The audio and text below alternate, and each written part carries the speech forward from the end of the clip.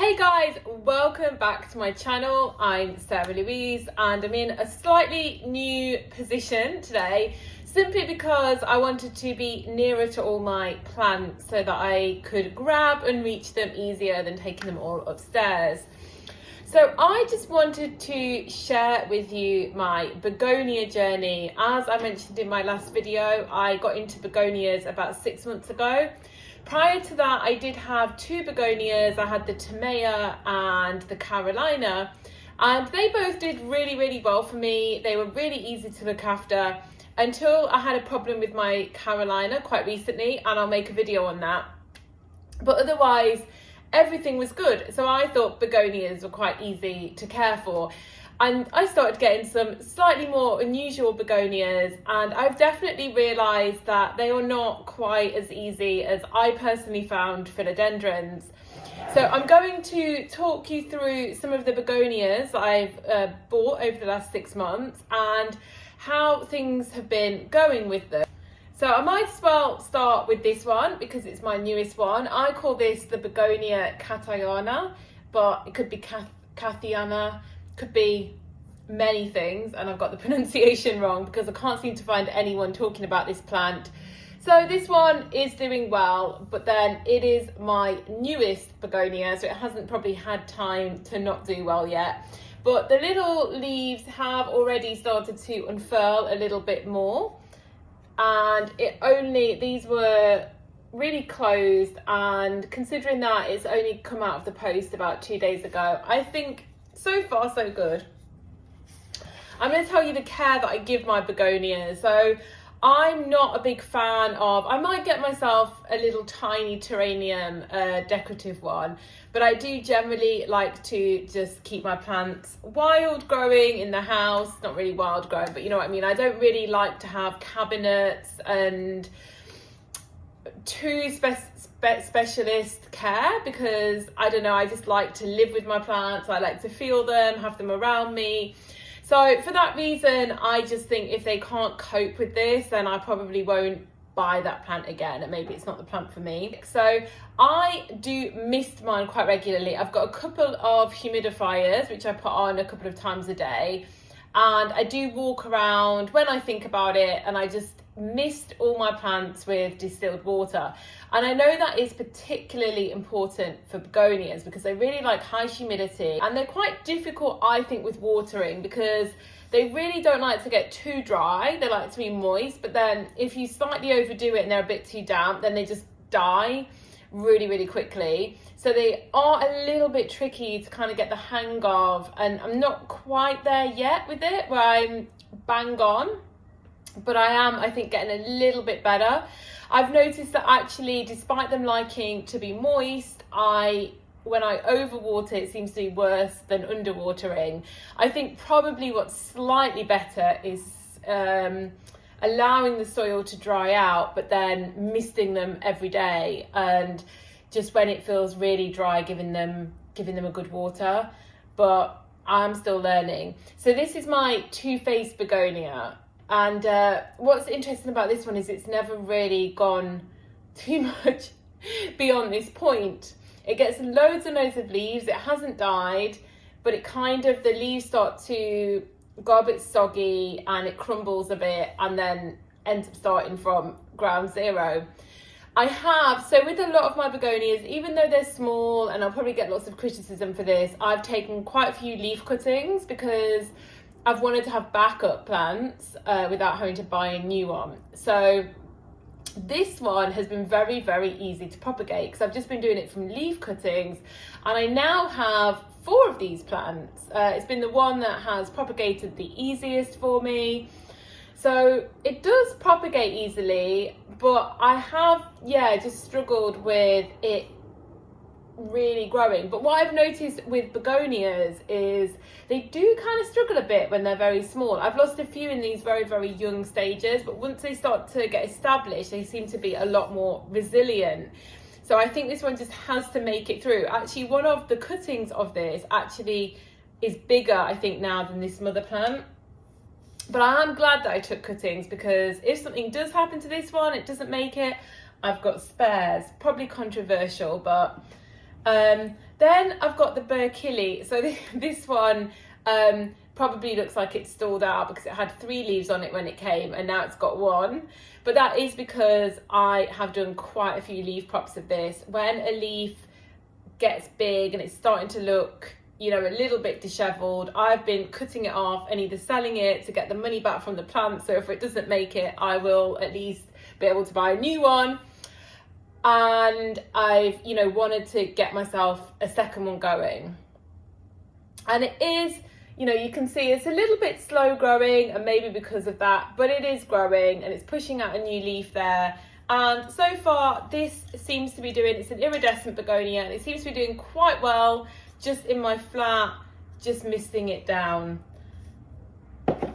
This one, let's go with this one next. So this is the Maurice Amy, and I really struggled with this one. This was one that looked like it was basically going to die on me, but then it just came back and it's actually doing quite well now. There's a new leaf coming in the middle, and I'm just gonna leave this one alone for a bit because it seems pretty happy, so I'm just gonna let it do its thing. Another one that I think is doing pretty well is the Sophie Cecile. I really like the leaf shape on this one. I think it's really beautiful. I'm very happy with the begonias that I chose. I think I can see exactly why I chose them all. So I think this one's doing really well. It's also given me a few leaf props as well, and good leaves on the way.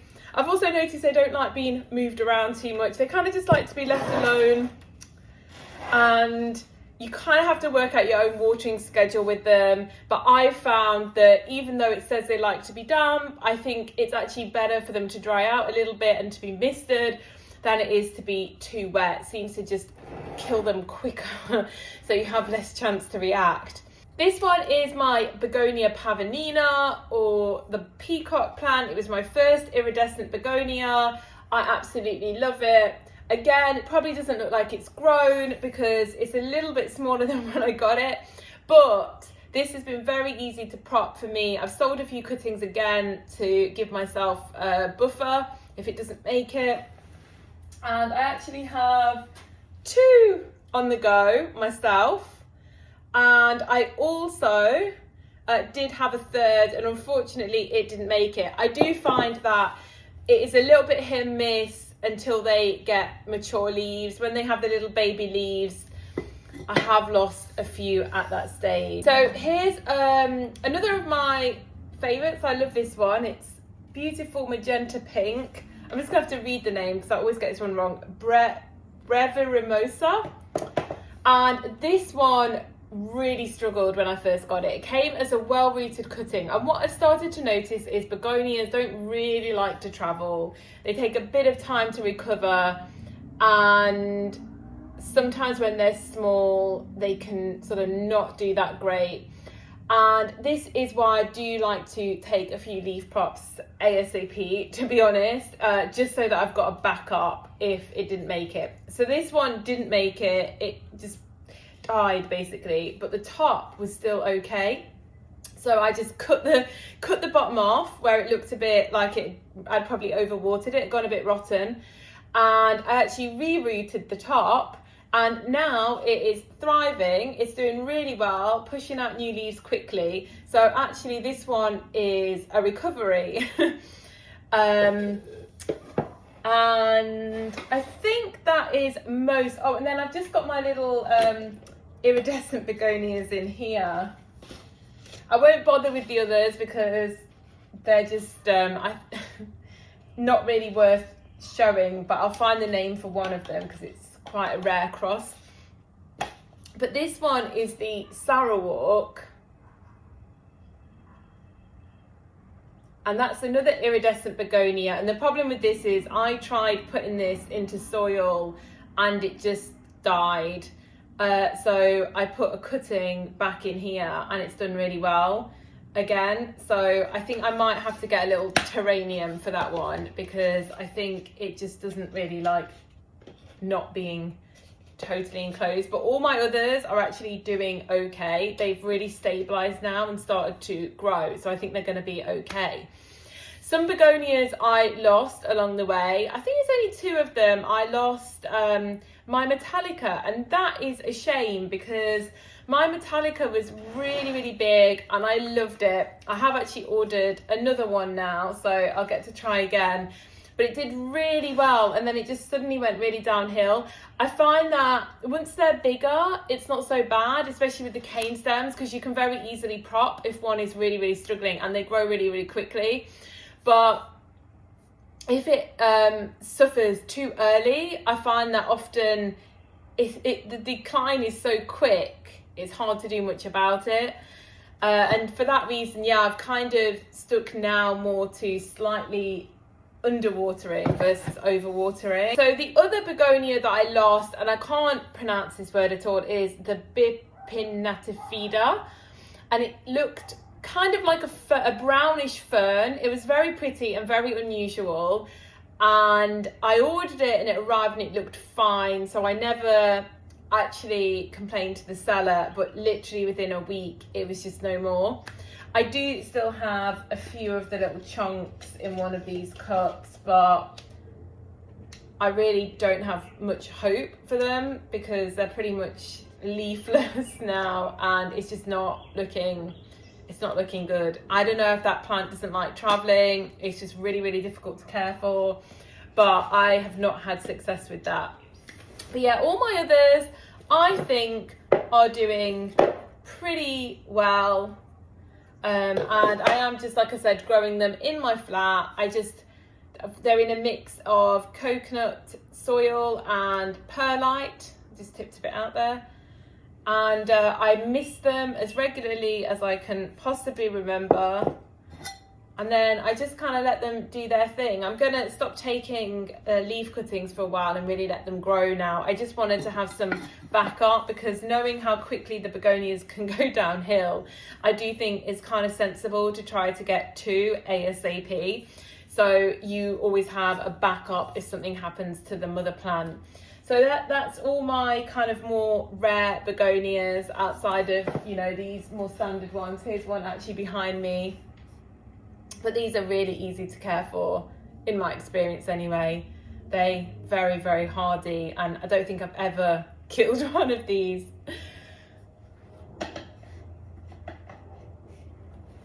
I'd love to know your experience with begonias. I'm quite a new grower with begonias. I think I said in another video, I was really, really into philodendrons. So yeah, I'm a new begonia collector, so if you've got any tips, do let me know. I'm just trying my best to work it out and see what makes these guys thrive. So I hope everyone's well, and I'll speak soon. Bye bye.